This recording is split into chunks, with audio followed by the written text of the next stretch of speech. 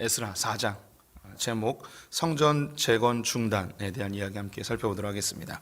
서론 읽겠습니다. 에스라서의 주요 내용은 성전 재건과 신앙 공동체의 재건입니다. 기원전 586년 바벨론에 의해 남유다가 패망하여 많은 사람들이 바벨론의 포로로 끌려갔습니다.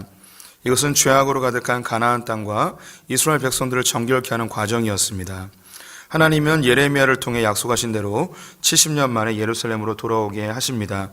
페르시아의 왕 고레스의 마음을 감동시켜 기원전 539년 예루살렘으로 돌아가 성전을 지을 수 있게 한 것이죠.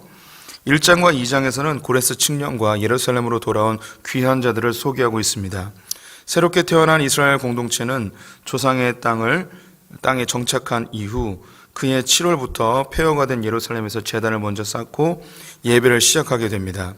그 다음에 2월부터 성전 재건에 들어가게 되는데요. 다 잘 될 것만 같았던 성전 재건에 제동이 걸리게 되었습니다. 그 밑에 있는 표는 페르시아의 왕들인데요. 성경에 언급된 즉 다니엘서부터 에스더서까지 이어지는 역사서에 등장하는 왕들입니다. 제일 처음 우리가 잘 알고 있는 고레스가 등장하고요. 그 애들 캄비세스가 있는데 이 사람은 성경에 나오지는 않습니다. 그리고 다리오, 오늘 본문에 다리오 이름이 2번 등장하는데요. 그 다리오가 이 다리오입니다. 그리고 아하수에로도 등장하죠. 이 사람이 에스더의 남편입니다. 그 영화 300에 나오는 크세르크세스, 그 사람이 바로 이 아하수에르입니다. 아닥사스다, 이 사람은 느헤미야 때의 이제 왕 이름입니다. 참고로 좀 이야기하면 이 고레스 앞에 다니엘을 페르시아 제국의 총리로 등용시킨 다리오가 한 명 더 나옵니다. 고레스 전에 다리오가 있어요. 그 다리오가 누군지에 대한 의견이 나뉘어집니다. 그래서 두 가지의 의견이 있는데, 하나는 고레스의 그 장인어른 메소포타미아의 왕이었던 그 다리오가 고레스 앞에 잠시 통치했던 다리오라고 이야기하는 사람이 있고요. 또 다른 의견은 캄비세스, 그의 아들이 이 고레스가 바벨론을 정복한 이후에 바로 또 전쟁에 나가요. 그래서 그의 아들에게 나라를 잠시 바벨론 지역을 통치하게끔 맡겼기 때문에 이 캄비세스가 바로 그 다니엘을 등용시킨 그 다리오다라고 주장하는 사람이 있습니다. 그래서 그 페르시아와 바벨론 전투에 대한 역사적 관점이 두 가지가 있는데요. 제가 지난주 설교할 때도 그렇고 계속 제가 이 성경을 설명하면서 제가 따르고 있는 의견은 처음에 설명한 고레스의 장인어른인 다리오가 고레스 앞에 바벨론 지역을 통치한 그 왕이라고 생각을 합니다. 그것은 뭐 그렇게 중요한 건 아니죠. 그런데 성경을 읽으면서 우리가 헷갈리면 걸림돌이 되니까 이 정도로 정리하고 넘어가 보았으면 좋겠습니다. 오늘 왕들이 많이 나와요. 여기 나오는 왕들 5명 중에 4명이 다 등장해서요. 일부러 좀 기록을 해 보았습니다. 그럼 1절부터 5절까지 다시 한번 읽으면서 본문 들어가 볼게요. 우리 성도님들이 먼저 읽어봐 주십시오. 시작. 사로잡혔던 자들의 자손이 이스라엘의 하나님 여호와의 성전을 건축한다 함을 유다와 베냐민의 대적이 듣고 스룹바벨과 족장들에게 나와 이르되 우리도 너희와 함께 건축하게 하라. 우리도 너희같이 너희 하나님을 찾노라.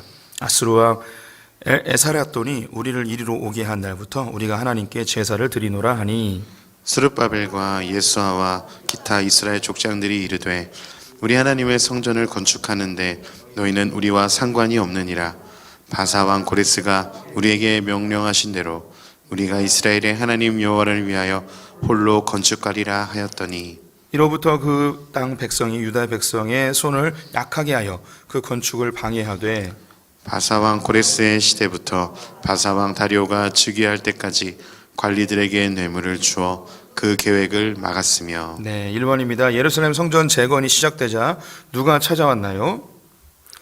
유다와 베냐민의 대적들이 찾아왔습니다. 아예 성경은 그들을 대적이라고 이야기를 했습니다. 그만큼 이들 때문에 얼마나 힘들었는지 그 명칭에서부터 이제 알려주고 있는데요. 4장 전체가 이스라엘이 성전과 성벽을 재건한 것을 방해한 이야기로 되어 있습니다. 성전 재건 중단 사태, 기원전 538년 고레스 칙령으로 예루살렘에 돌아온 이스라엘 백성들은 감격적인 첫 예배를 드리고 그 다음에 2월부터 성전에 기초를 놓으며 성전 재건을 시작하게 됩니다. 고레스 왕의 조소에 든든한 지원하에 성전이 순조롭게 건축될 거라고 생각했지만 난관에 부딪히게 되었습니다. 유다와 베냐민 지파를 대적하며 성전 재건을 방해하는 세력이 나타나게 된 것입니다. 그들은 바로 사마리아 주민들이었습니다. 열왕기하 말씀을 우리 성도들 같이 읽어볼까요? 시작. 바벨론과 구다와 아와와 하맛과 스발와임에서 사람을 옮겨다가 이스라엘 자손을 대신하여 사마리아 여러 성읍에 두매 그들이 사마리아를 차지하고 그 여러 성읍에 거주하니라. 그러나 각 민족이 각기 자기의 신상들을 만들어 사마리아 사람이 지은 여러 산당들에 두되 각 민족이 자기들이 거주한 성읍에서 그렇게 하여 그들이 또 여호와를 경외하여 자기 중에서 사람을 산당의 제사장으로 택하여 그 산당들에서 자기를 위하여 제사를 드리게 하니라. 네, 이 열왕기하 17장 내용은요, 아수르가 북이스라엘을 멸망시키고 난 이후에 이주전 정책을 폈던 그 장면을 잠시 옮겨놨습니다. 설명을 계속 읽으면요, 아수르는 기원전 722년 북이스라엘을 멸망시켰습니다. 아수르는 피지배 국가들의 힘을 약화시키기 위해 이주 정책을 사용하였는데요. 열왕기하 17장을 보면 아수르의 왕 에살핫돈이 바벨론, 구다, 아와, 하마, 스발와임 지역의 사람들을 북이스라엘로 강제 이주시킵니다. 이들은 가나안 땅에서 그들이 믿던 신들을 가져와 섬겼고 뿐만 아니라 다신교들이었던 그들은 여호와 하나님께도 예배를 드리게 됩니다. 하지만 예배를 드릴 뿐 말씀을 따라 살지는 않았습니다. 북이스라엘 즉 사마리아 지역의 사람들은 200여 년이 지나면서 이스라엘 백성들과 이주민 사이에 혼합이 이루어졌습니다. 여호와의 신앙은 거의 존재하지 않았고 이방인과 같이 된 것이죠. 이런 까닭에 예수님 시대의 유대인들은 사마리아 땅을 밟기도 싫어하였고 사마리아 사람들을 이방인 취급하게 되어졌습니다. 이 사람들이 바벨론에서 귀환한 사람들이 성전을 재건한다고 하니 찾아온 것입니다. 목적은 함께 건축을 하고자 한 것이었는데요. 우리도 너희와 함께 건축하게 하라. 우리도 너희같이 너희 하나님을 찾노라. 아수르 왕 에살핫돈이 우리를 이리로 오게 한 날부터 우리가 하나님께 제사를 드리노라. 사마리아 사람들이 예루살렘에 찾아온 진짜 목적은 언급되어 있지 않습니다. 단순히 종교심으로 성전을 함께 짓고자 했었던 것인지 성전을 짓는 과정에 동참하여 다른 이권을 얻고 싶었던 것인지 명확하지는 않습니다. 하지만 그 목적이 어떠하던 포로 귀한 자들은 그들의 도움을 거절하게 됩니다. 스룹바벨과 대제사장 예수와 그리고 예루살렘의 이스라엘의 지도자들이 함께 논의한 결과를 통보합니다. 너희는 우리와 상관이 없느니라. 여호를 위하여 홀로 건축하리라. 이 한 문장이 남유다와 사마리아를 완전히 나누는 결별 선언이 되어집니다. 지금까지도 이스라엘은 사마리아 후손들과 사이가 좋지 않습니다. 그래서 이 지금까지는 지금입니다. 실제로 유대인들과 사마리아 사람들은 사이가 안 좋습니다. 지금도. 그래서 지금도 사마리아 사람들은 모세 오경만 읽고 있고요. 그리고 예루살렘을 그들의 성지로 생각하지 않고 그들 나름대로 예배를 드리고 있습니다. 지금까지도 사이가 안 좋은 이런 상황에 놓여 있는 것이죠. 앞에서 언급한 것처럼 북이스라엘이 멸망하면서 아수르가 이주 정책을 하였습니다. 북이스라엘 사람들이 다른 나라에 끌려가기도 하고 다른 나라 사람들이 북이스라엘에 오기도 하면서 함께 혼합이 되어졌습니다. 그들이 믿고 있었던 신들을 다 가지고 왔고 북이스라엘 사람들이 만들어 온 산당에다가 거기에 자신들의 신상을 올려놓으며 그들이 예배를 하였죠. 그 당시 이제 다신교 사회는 신이 많으면 많을수록 좋습니다. 그래서 가나안 땅에 왔는데 이스라엘 사람들이 하나님을 섬기니까 하나님도 같이 섬기고 있는 거예요. 그들이 하나님께 예배도 드리고 제사장을 세워서 제사도 드리고. 그런데 이것은 그냥 단순히 이제 종교심에 의해서 그냥 하나님께 제사 지내는, 예배하는 뭐 이 정도지 하나님을 알고 싶거나 혹은 하나님의 말씀대로 따르거나 뭐 이런 것은 전혀 아닙니다. 신앙이라 할 수 없고 그냥 종교 행위만 열심히 하고 있었던 것이죠.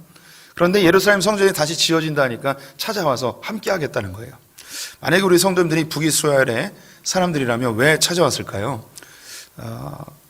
이유는 정확하게 알 수 없지만 정말 그 예루살렘 성전에서 예배드리는 것이 여호와께 예배드리는 것에 올바른 그 방법이기 때문에 여기서 같이 하고 싶다 뭐 이런 마음이 있을 수도 있고요. 혹은 이스라엘이 재건되어지는 모습을 보면서 숟가락을 얹어서 자기들이 이권을 얻고자 하는 마음이 있을 수도 있습니다. 아니면 아예 악한 마음을 처음부터 품고 와서 이 성전이 만들어지는 것을 회방하기 위해서 왔을 수도 있겠죠. 그런데 이 스룹바벨과 남유다에 있는 지도자들은 거절하였습니다. 왜 거절하였는지 그 이유는 언급되어 있지 않지만 이것은 성경 전체에 흐르고 있는 중요한 이 신학적 주제이기 때문이기도 하죠. 그래서 한번 읽어보도록 하겠습니다. 포로 귀한 자들이 배려하고 용납하였다면 성전 건축도 수월하게 진행되고 관계도 좋아졌을 것이라는 추측을 할 수 있을 것입니다. 하지만 동시에 예루살렘 성전은 파괴 이전 우상 숭배와 불순종의 모습과 똑같이 되었겠죠. 고린도전서 5장 말씀 같이 읽어보도록 하겠습니다. 너희는 누룩 없는 자인데 새 덩어리가 되기 위하여 묵은 누룩을 내버리라. 우리의 유월절 양 곧 그리스도께서 희생되셨느니라. 이러므로 우리가 명절을 지키되 묵은 누룩으로도 말고 악하고 악에 찬 누룩으로도 말고 누룩이 없이 오직 순전함과 진실함의 떡으로 하자. 네, 고린도전서 5장에는 교회 공동체가 순전하고 정직한 진실한 공동체가 되어야 한다는 이야기를 하고 있습니다. 그래서 묵은 누룩, 죄악이 들어오지 못하고 순전함으로 교회 공동체가 세워지기를 바라는 것이죠. 이것은 성경 전체에 흐르고 있는 혼합주의에 대한 경계입니다. 그래서 성경은 혼합되는 것을 지극히 경계하죠. 예루살렘이 성전이 세워지고 새로운 이스라엘 공동체가 세워지는데 하나님께서 그 자기 백성들을 포로로 끌려가게 하고 나라를 패망시키고 성전을 불태우는 그 과정을 하나님이 감수하신 목적은 이스라엘을 순전한 공동체로 만들기 위함이었죠. 그런데 북이스라엘에 오염된 사람들이 들어오게 되어지면 하나님의 그 수고가 그 열심이 오히려 숲으로 돌아가게 되어지는 것입니다. 그래서 하나님의 마음을 알고 있었던 이 이스라엘 공동체들은 이것을 거절하게 되면 그들이 감당해야 될 어려움들, 불편함이나 혹은 손해나 이런 걸 충분히 예상했음에도 불구하고 이것을 감수하기로 결정을 한 것이죠.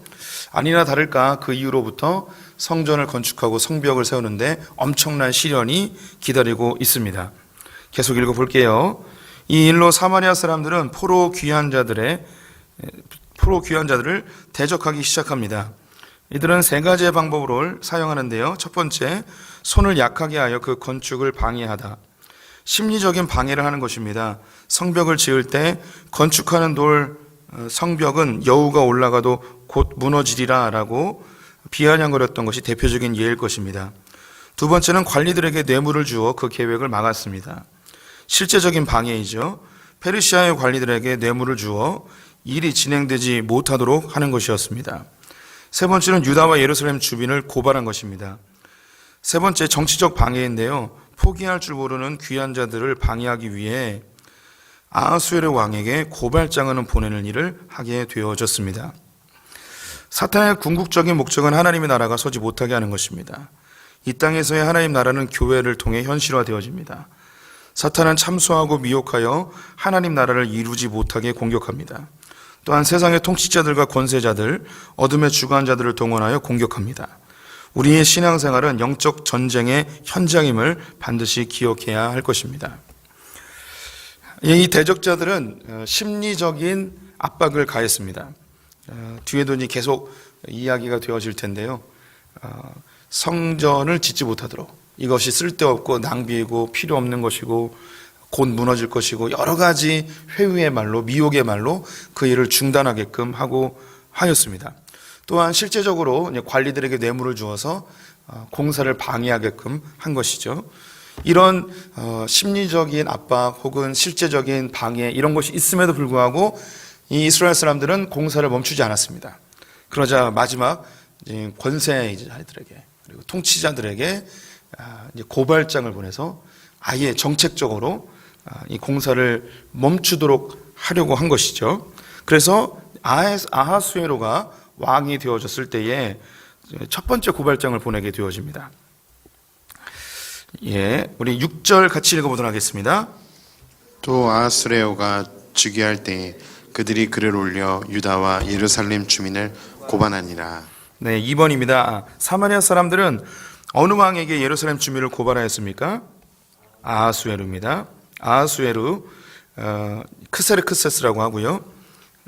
에스더의 남편입니다. 아하수에루에게 고발. 아하수에루는 에스더의 남편으로 유명합니다. 영화 300에서 스파르타와 전쟁을 했던 왕이 바로 아하수에루입니다. 일반적으로 크세르크세스라고 이름을 알려져 있습니다. 아하수에루는 468년 11월 즉위하였고 집권하기 직전 이집트에서 일어난 카사바 반란을 평정하기 위해 485년 팔레스타인을 통해 군사 원정을 벌였습니다. 유다와 예루살렘 주민에 대한 고소는 이때 이루어진 것으로 보입니다. 사마리아 사람들의 방해와 대적은 고레스, 다리오에 이어 아하수에르에 거쳐 아닥사스다 왕까지 거의 100년 동안 진행된 것입니다. 에스더 4장은 사마리아 사람들이 얼마나 집요하게 성전과 성벽 재건을 방해하였는지 보여주고 있습니다. 고레스와 다리오 때에는 성전 건축을 못하게 하였는데요. 다행히 다리오 왕 때에 성전은 재건이 됩니다. 그 다음에 성벽을 만들어야 되는데 성벽 건축을 계속 방해한 거예요. 그래서 아하수에로에게 고발장을 보냈는데 이게 효과가 없었어요. 그래서 아하수에로 때는 성전 재건, 성벽 재건이 계속 진행됐던 것 같습니다. 그런데 그 다음에 또 아닥사스다 왕이 즉위하게 되자 다시 고발장을 보내서 그때는 효력을 발생하여서 성벽을 짓지 못하게 되었고 다른 외부의 세력들에 의해서 불타고 무너지는 일이 발생하게 됩니다. 그래서 이제 그 다음에 이제 아닥사스다 왕 때의 이야기로 넘어가 보도록 하죠. 7절부터 10절까지 제가 먼저 읽겠습니다. 아닥사스다 때에 비슬람과 미스드락과 다부엘과 그의 동료들이 바사왕 아닥사스다에게 글을 올렸으니 그 글은 아람 문자와 아람 방언으로 써서 진술하였더라. 방백 르움과 서기관 심세가 아닥사스다 왕에게 올려 예루살렘 백성을 고발한 그 글에 방백 르훔과 서기관 심세와 그의 동료 디나 사람과 아바삿 사람과 다블렛 사람과 아바셋 사람과 아렉 사람과 바벨론 사람과 수산 사람과 대헤 사람과 엘람 사람과 그 밖에 백성 곧 존귀한 오스나발이 사마리아 성과 유브라데 강 건너편 다른 땅에 옮겨둔 자들과 함께 고발한다 하였더라. 3번입니다. 아닥사스다 때의 고발장은 어떤 언어로 진술하였나요? 아람 문자와 아람 방언으로 썼습니다. 아닥사스다에게 고발. 에스라입니다. 에스라 5장을 보면 멈춰졌던 성전 재건 사업이 학계와 스가라의 도전으로 재개되어집니다. 이때가 다리오 왕 때인데요. 아하수에로와 아닥사스다는 성전 재건 이후에 등장하는 왕들입니다. 에스라 4장의 후대 왕들의 이야기가 등장하는 것은 성전 재건을 방해하는 세력들의 이야기를 모았기 때문입니다. 방해 세력은 왕들에게 고발장을 보내어 성전 재건을 방해하였는데요. 그 중에 아닥사스다 왕 때에 벌어졌던 일이 가장 큰 일이었기에 에스라 기자는 4장에서 기록하고 있습니다. 아닥사스다 왕은 느헤미야를 술관원으로 세운 그 왕입니다. 이때에 사마리아 사람들의 지도자들 비슬람, 미드르닷, 다부엘, 그의 동료들이 고발장을 올립니다. 이때 사용한 언어는 아람어였는데요. 이 당시 페르시아의 공통어가 아람어였기 때문입니다. 예수님 당시 사용했던 언어도 아람어였는데요. 아람어 고발장 작업은 루움이라는 사마리아 지역의 행정관리와 서기관 심세가 맡았습니다. 이 고발장에는 방백 르훔, 서기관 심세, 그리고 이름이 언급되지 않은 디나 사람, 아바사 사람, 다블렛 사람, 아비세 사람, 아렉 사람, 바벨론 사람, 수산 사람, 대헤 사람, 엘란 사람 등이 함께하였습니다.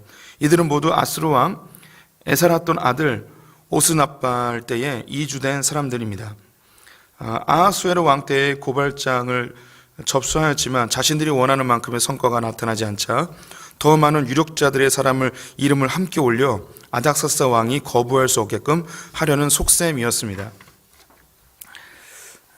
그 성벽 건축을 방해하려고 했는데 아하수에로 왕 때에는 고발했지만 중단되지 않았습니다. 그래서 다시 아닥사스다 왕 때에 고발장을 올렸는데 그 고발장에 이름을 올린 사람들의 이름이 여기 다 기록이 되어 있는 거예요.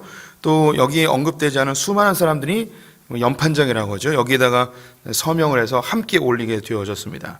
그러면 그 고발장에 어떤 내용이 담겨 있는가 11절부터 16절 보도록 하겠습니다. 저부터 읽겠습니다. 아닥사스다 왕에게 올린 그 글의 초본은 이러하니 강 건너편에 있는 신하들은 왕에게 아뢰나이다. 당신에게서 우리에게로 올라온 유다 사람들이 예루살렘에 이르러 이 폐역하고 악한 성읍을 건축하는데 이미 그 기초를 수축하고 성곽을 건축하오니 이제 왕은 아시옵소서. 만일 이 성읍을 건축하고 그 성곽을 완성하면 저 무리가 다시는 조공과 건세와 통행세를 바치지 아니하리니 결국 왕들에게 손해가 되리이다. 우리가 이제 왕궁의 소금을 먹음으로 왕이 수치당함을 참아 보지 못하여 사람을 보내어 왕에게 아뢰오니 왕은 조상들의 사기를 살펴보시면 그 사기에서 그 성읍은 폐역한 성읍이라 예로부터 그 중에서 항상 반역하는 일을 행하는 왕들과 각도의 손해가 된 것을 보시고 아실지라 이 성읍이 무너짐도 이 때문이니이다.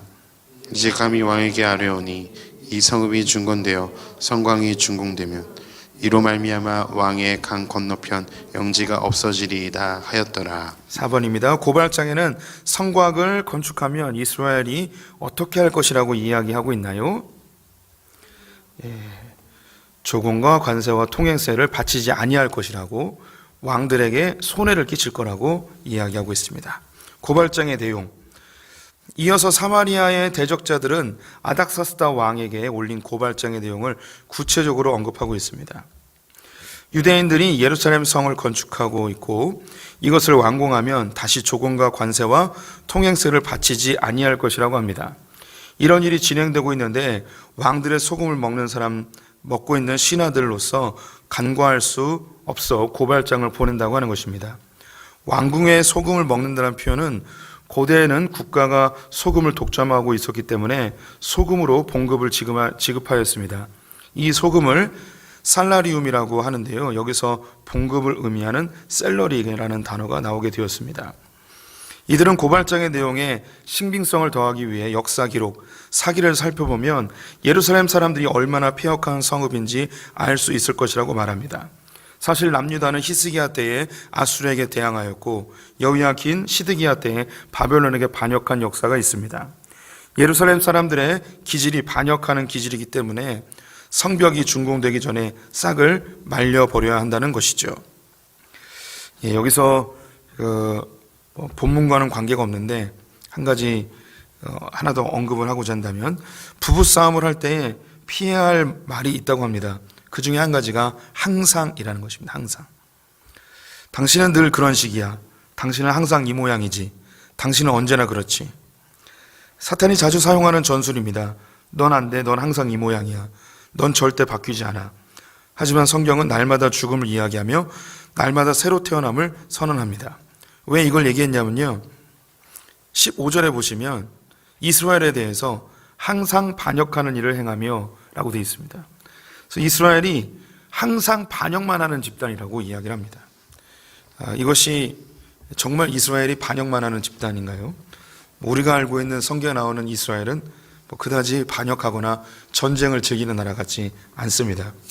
그런데 사단이 쓰는 방법이 이런 거죠. 우리 안에 있는 죄성이 남을 공격할 때 자주 사용하는 말이 항상, 언제나, 늘 이런 말을 자주 씁니다. 우리는 인간관계 속에서 케이스별로 생각을 해야 됩니다. 그래서 한 사건으로 과거에 있었던 일을 다 연관시켜버리면 이 사단의 이 놀이개가 되어질 수 있는 위험성이 늘 있는 것이죠. 인간이 참 안 좋은 게 99가지를 잘해주다가도 한 가지가 마음이 틀어지면 관계가 어그러지는 게 이게 인간관계인 것 같습니다. 우리가 물건을 살 때 한 가지 안 좋다고 이거 버리진 않잖아요. 근데 사람은 한 가지가 마음에 안 들면 다 안 좋아 버리는 우리의 마음속에 그런 사단이 주는 그런 기질들이 있는 것 같습니다. 예, 그래서 성경 말씀으로 이런 것을 좀 벗어나고자 한번 같이 읽어봤으면 좋겠습니다. 이사야서 46장 9절 함께 읽습니다. 너희는 옛적 일을 기억하라. 나는 하나님이라. 나 외에 다른 이가 없느니라. 나는 하나님이라. 나 같은 이가 없느니라. 이스라엘 백성들이 하나님에 대해서도 그들이 멸망할 때쯤에 늘 반복적으로 했던 이야기가 뭐냐면 하나님 우리에게 언제 사랑해 주셨습니까? 우리에게 뭘 잘해 주셨습니까? 그들이 바벨론에 의하여 고통당할 때에 그것만 보는 거예요. 옛적에 하나님께서 애굽에서 그들을 건져주셨던 것, 그들을 만나와 메추라기로 먹이셨던 것, 가나안 땅을 선물로 주신 것, 수많은 하나님이 잘해 주신 일들이 있는데 그런데 지금 당하고 있는 어려움 때문에 하나님을 안 좋은 분으로, 사랑하지 않는 분으로, 악한 분으로 취급해 버리는 것이죠. 하나님은 옛적 일을 기억하라고 이야기합니다. 인간관계도 그런 것 같아요. 우리의 삶에서 지금 현재 일어나고 있는 나쁜 일보다는 예전에 좋았던 것, 그리고 하나님은 여전히 우리를 만들어가고 계시기 때문에 지금보다 더 나아질 하나님이 다루실 우리의 가족들, 우리의 지체들을 기대해 보는 것이죠. 17절부터 22절까지 교독해 보도록 하겠습니다.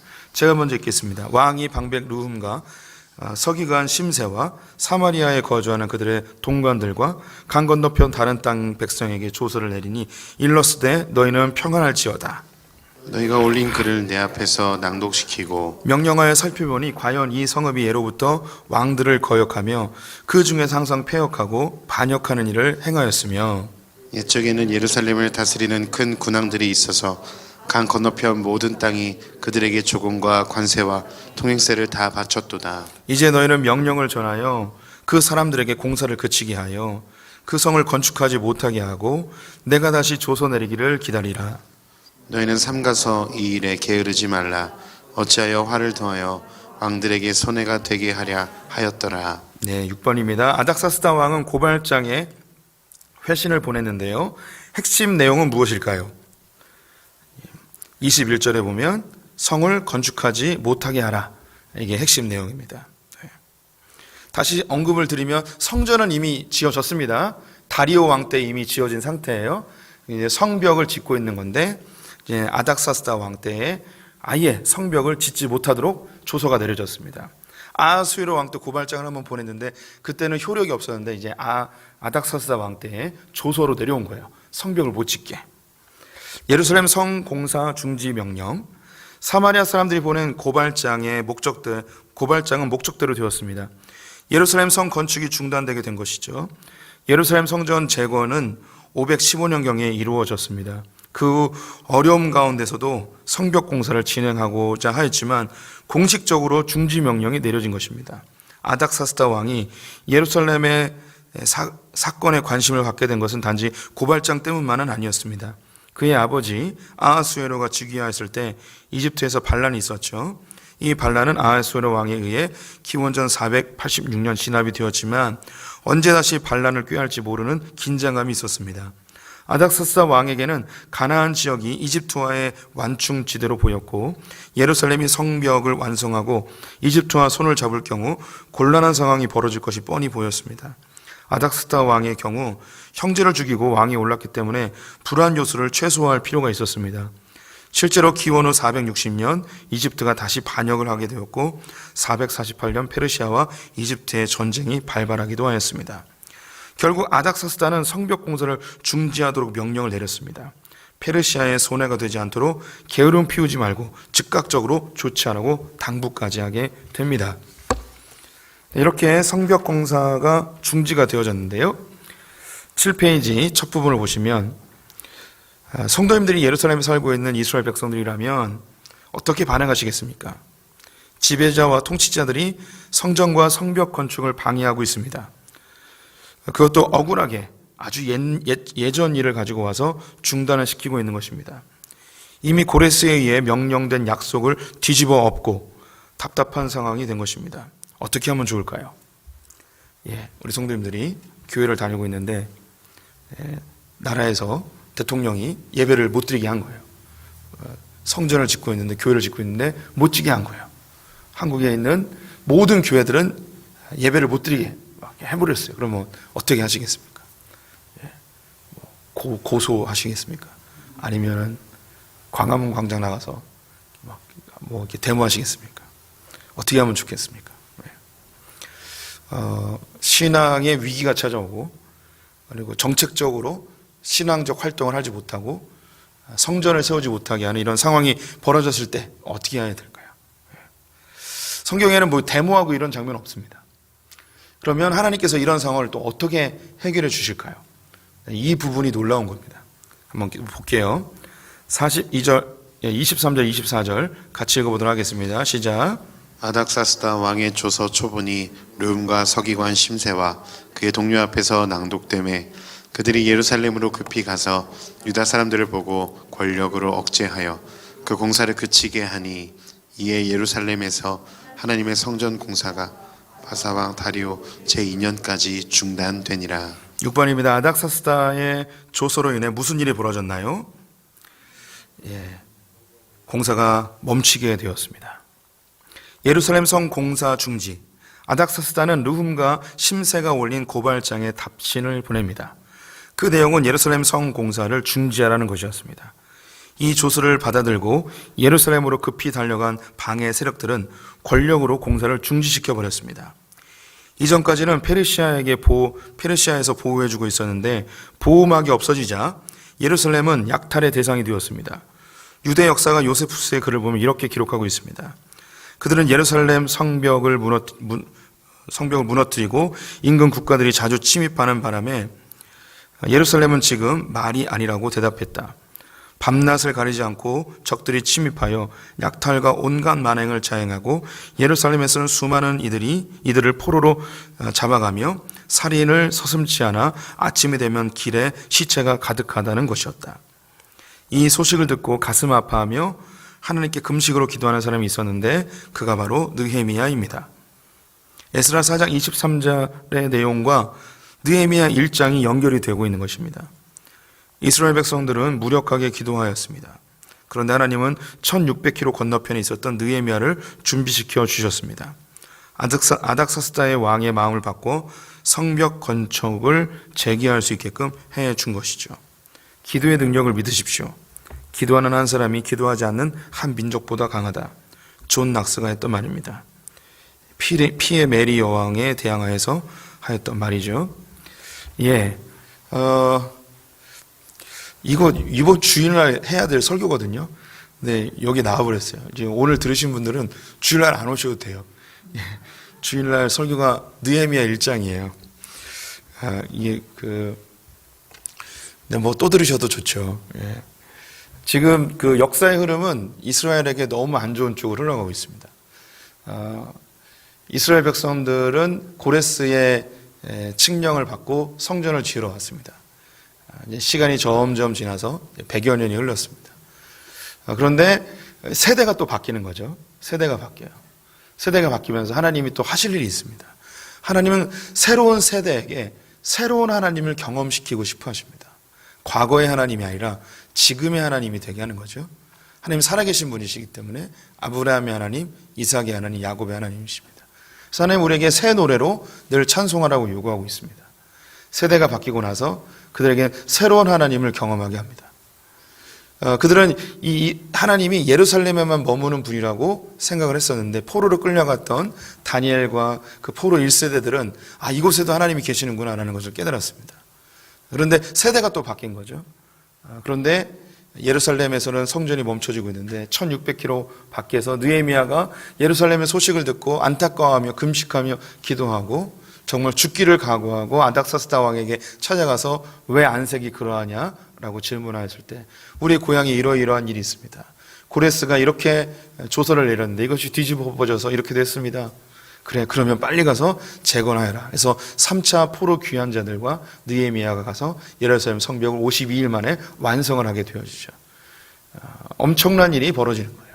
그들은 정책을 바꾸기 위해서 데모를 하거나 통치자의 마음을 바꾸기 위해서 그들이 실력 행사를 하거나 혹은 그 정치적인 능력을 발휘하여서 그들을 바꾼 게 아니었습니다. 이 포로에서 귀환한 이스라엘 백성들에게 하나님 어떤 분이냐? 우리가 기도할 때에 응답하시는 하나님임을 철저하게 깨닫게 된 것이죠.